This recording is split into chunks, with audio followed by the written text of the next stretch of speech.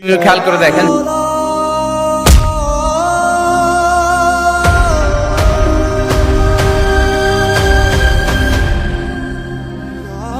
ভাই আমার ভুল হয়ে গেছে গা।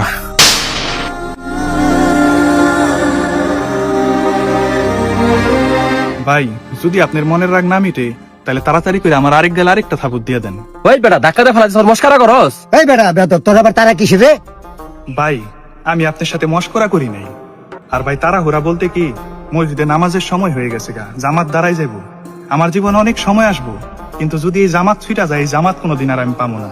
হাসরের ময়দানে বিচারের দিন আল্লাহর কাছে আমি কি জবাব দিব বলেন? ভাই আমার তাড়াহুড়ার কারণেই আপনি ধাক্কা খেয়ে ব্যথাটা পাইছেন। আপনি যদি আমারে মাফ না করেন তাহলে হয়তো আমার নামাজও কবুল হইব না। ভাই আমারে মাফ করে দেন না, আমি নামাজটা পড়ি। যাও ভাই, মাফ করছি, তুমি নামাজটা আগে ধরে যাও।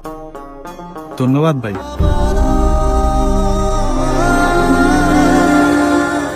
করলাম কি ভাই, রাগের মাথায় ওর কথা না শুনে ওর একটা থাপুর মেনে ফেলেন। কাজটা কি ভালো হইলো?